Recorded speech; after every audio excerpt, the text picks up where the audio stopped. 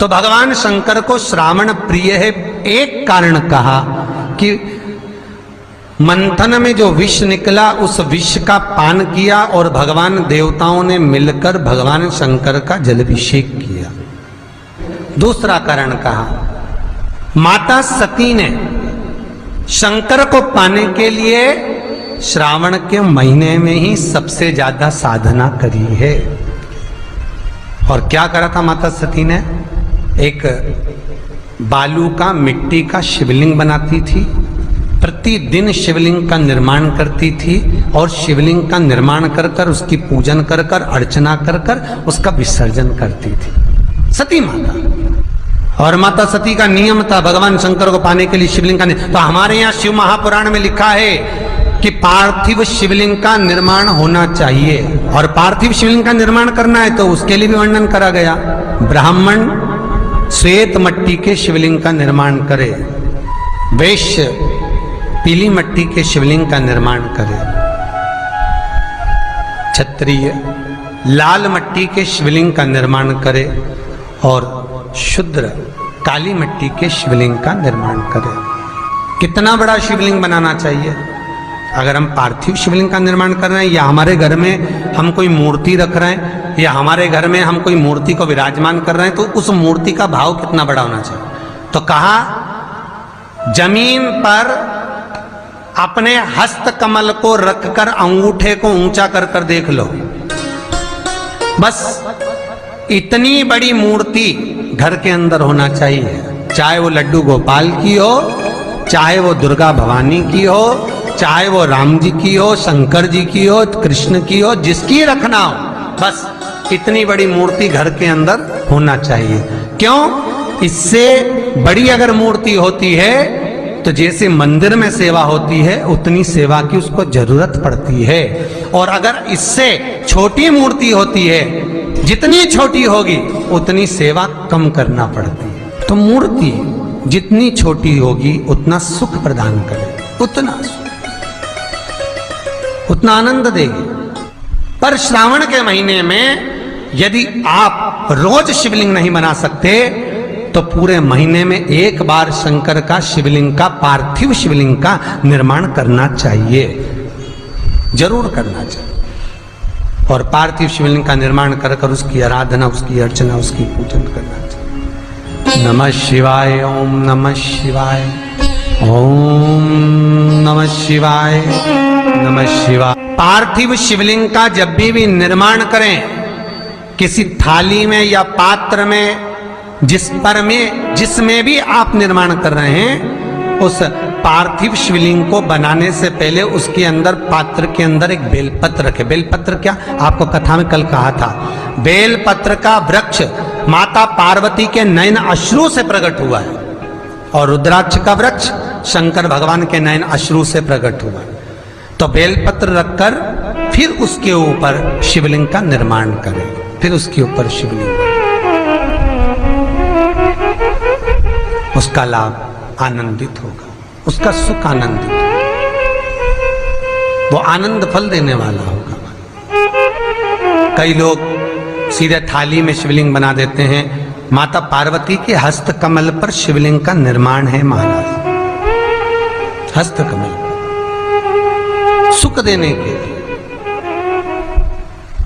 तो भगवान शंकर के शिवलिंग का निर्माण करें। माता सती ने भी किया। यही श्रावण के महीने में माता सती शंकर भगवान के शिवलिंग का निर्माण करती है, पूजन करती है, अर्चना करती है। फिर शाम के समय उस शिवलिंग को मस्तक पर स्पर्श कर कर जलाशय में, कुंड में, जल में, बावड़ी में, कुएं में, तालाब में उसका विसर्जन करती मां। दूसरा कारण कहा, सती शंकर को इसी श्रावण में रिझाई थी, इसलिए शंकर को श्रावण अति प्रिय है। कि पहले आती है नवमी, फिर आवेगी एकादशी, देवसोनी। तो भंडारिया नवमी का मतलब क्या होता है? भंडारिया नवमी का स्मरण क्या होता है? अभी आपको कहा था 9 जगह पर बेलपत्र चढ़ती है। भंडारिया नवमी का मतलब ही यही है कि भगवान विष्णु सोने जाने से पहले नवमी तिथि के दिन 9 बेलपत्र भगवान शंकर को समर्पित कर कर भगवान शिव के मंदिर में बैठकर भगवान शंकर की आराधना कर कर भगवान विष्णु लक्ष्मी जी के साथ अपनी सृष्टि का कार्यभार 4 महीने के लिए शंकर जी को सौंप देते हैं भंडरिया नवमी के दिन। और एकादशी के दिन से, देव सोनी एकादशी के दिन जब भगवान सोते हैं, उस दिन से भगवान शंकर पूरे कार्यभार को देखते हैं। पूरे कार्यभार, जब कार्यभार सौंपा गया, भगवान शंकर सृष्टि का संचालन करने लगे, तब ब्रह्मा और विष्णु ने आकर शंकर जी की आराधना यही श्रावण के महीने में करी थी कि आपने पूरा कार्य अच्छे से संभाला, इसलिए शंकर को श्रावण अति प्रिय है। यह तीसरा कारण है शंकर को श्रावण प्रियता का। अब शिव महापुराण की कथा करिए कि शंकर को श्रावण प्रिय, चौथा कारण वर्णन करा कि ये कारण भगवान शंकर की आराधना माता पार्वती ने बाल्यपन से करी, खूब करी, खूब दिल से करी।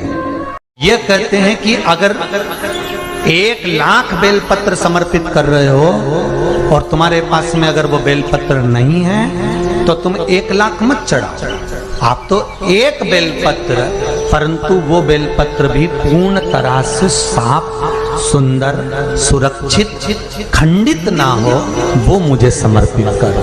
1 चावल का दाना चढ़ाओ पर वो खंडित ना हो, 1 फल चढ़ाओ वो खंडित ना हो, 1 पुष्प चढ़ाओ वो खंडित ना हो। शिव कहते हैं मेरे हाथों से मेरा पुत्र खंडित हो गया था, उस दिन से मैंने वचन दिया है माता पार्वती को कि खंडित वस्तु स्वीकार नहीं करूंगा और ना खंडित दूंगा। शायद इसीलिए ये चरित्र कथा है कि जिस नारी का गर्भ 2-3 महीना ठहरने के बाद में गर्भ गिर जाता हो, 4 महीना ठहरने के बाद गर्भ गिर जाता हो, गर्भ बच्चा पूर्ण नहीं होता हो, या बच्चा कहीं शरीर के अंदर डॉक्टर कह रहे हैं सोनोग्राफी में कि ये विकलांग है, बच्चे के पाँव में या मुख में या शरीर में पानी भरा गया है, ये सुरक्षित नहीं होगा, ये बुद्धि से कमजोर होगा, या ये बच्चा ऐसा विकलांग होगा, तो उसी समय पर जैसे ही डॉक्टर ने कहा वैसे ही एक श्रीफल, और वो श्रीफल खंडित नहीं होना चाहिए, उस श्रीफल पर जो नारी है गर्भ से है, उस नारी का सिर से लेकर एड़ी तक एक लच्छा, लच्छा मतलब मोली, मोली मतलब नाड़ा जो हाथ में बांधते हो कलेवा, उसको नाप कर श्रीफल पर भगवान शंकर का नाम लेकर उस स्त्री का नाम और गोत्र बोलकर बांधकर भगवान शंकर के चरणों में ले जाकर रख दीजिए, फिर वो बच्चे की जवाबदारी शिव की हो जाती है, फिर शंकर की, क्योंकि शिव ने माता पार्वती को वचन दिया था कि मैं खंडित नहीं दे सकता। सारे देवताओं के मंदिर में नारियल फूटता है, हनुमान जी के मंदिर में नारियल फूटता है, राम जी के मंदिर में नारियल फूटता है, देवी जी के मंदिर में नारियल फोड़ा जाता है, पर शंकर जी के मंदिर में नारियल नहीं फोड़ा जाता। आखा की आखा दिया जाता है कि पूर्ण दीजिए, बेलपत्र पूर्ण दीजिए, फल पूर्ण दीजिए, 1 चावल का दाना भी दे रहे हो तो पूर्ण दीजिए। उसमें एक और अच्छी बात है, बहुत ध्यान लगाकर सुनिएगा जरा, जितने आस्था चैनल पर सुन रहे हो, यूट्यूब पर सुन रहे हो, फेसबुक पर सुन रहे हो या इस पंडाल में श्रवण कर रहे हो, बहुत सावधानी से ध्यान दीजिएगा।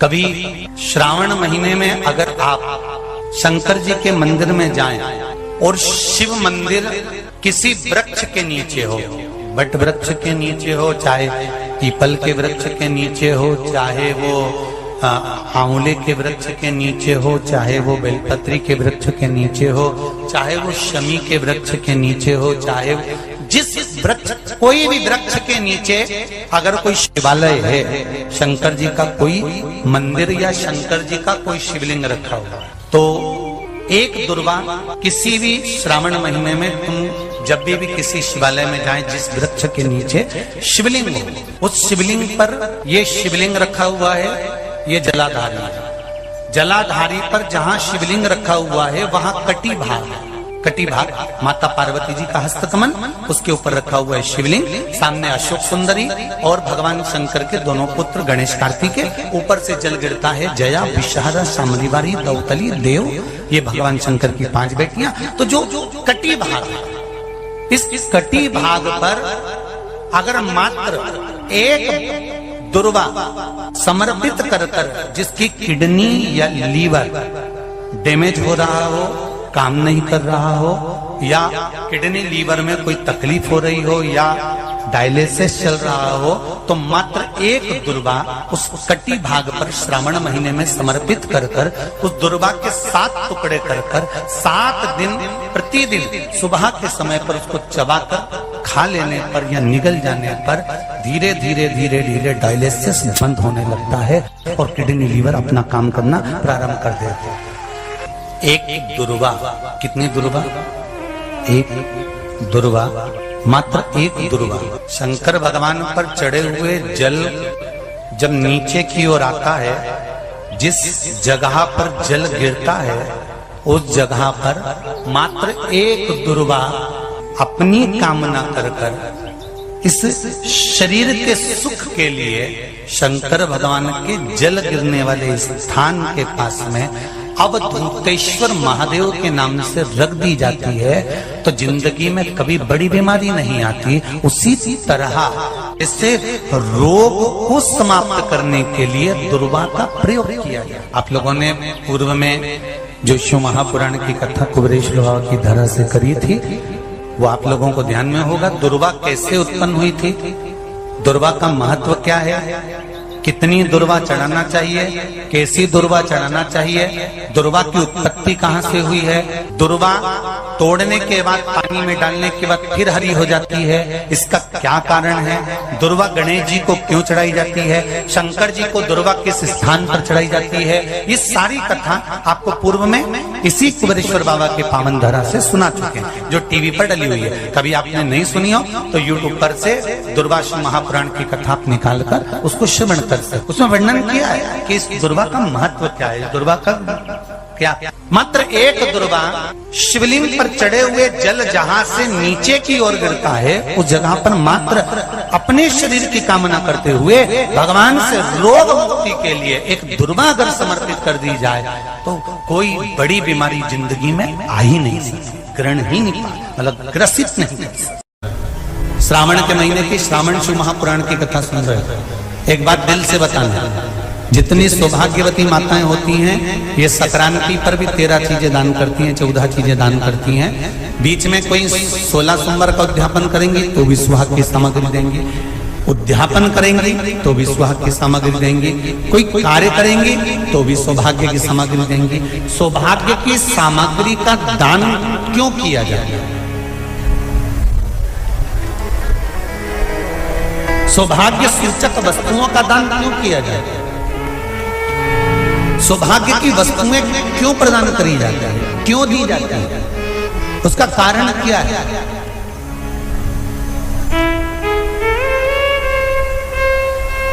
क्यों देते महाराज, भारत की भूमि की सौभाग्यवती माताओं का एक मन की अभिलाषा रहती है, भारत की भूमि की माताओं की एक अभिलाषा रहती है कि जब उसके प्राण छूटे तो अखंड सौभाग्य धारण करके पति के कंधे पर और पुत्र के कंधे पर शमशान पर।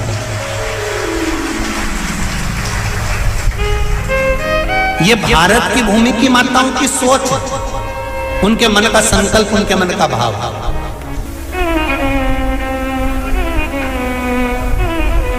क्यों देते हैं चूड़ी का दान, क्यों देते हैं बिंदी का दान, क्यों देते हैं अखंड सौभाग्य का दान, किस महाराज।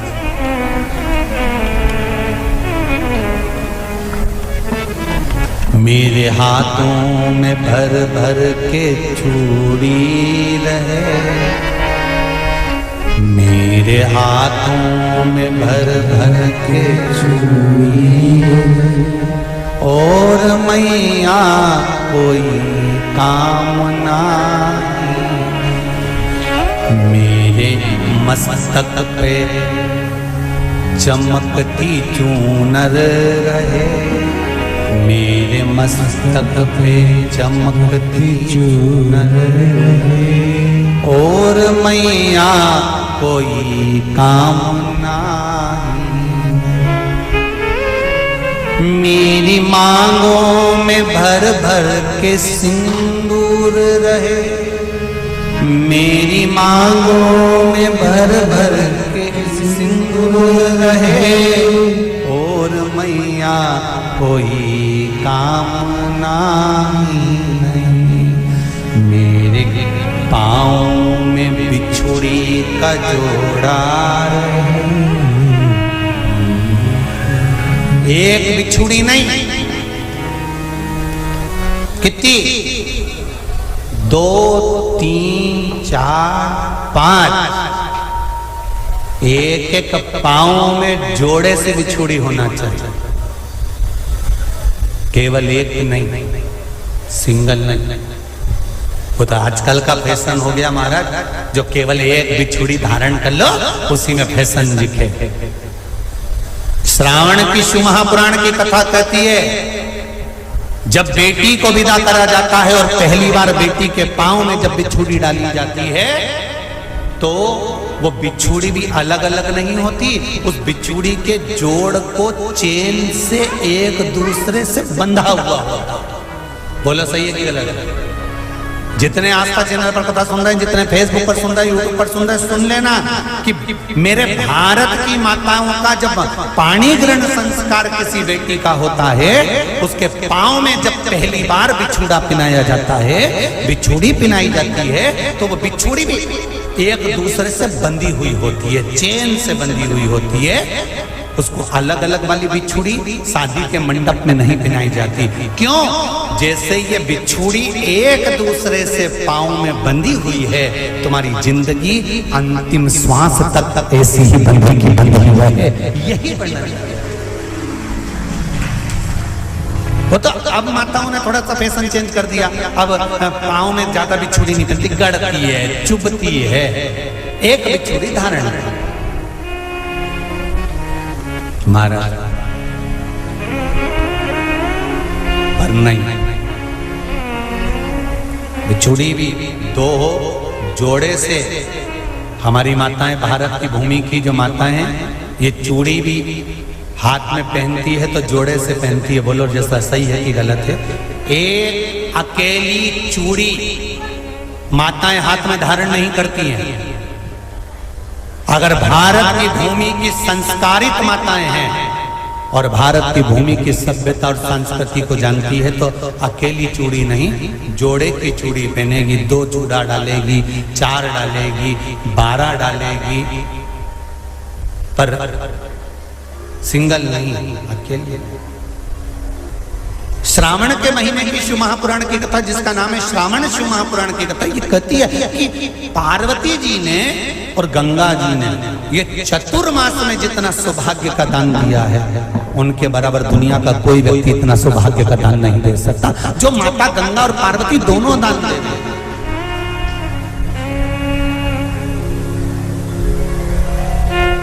प्रतिदिन दे रहे हैं।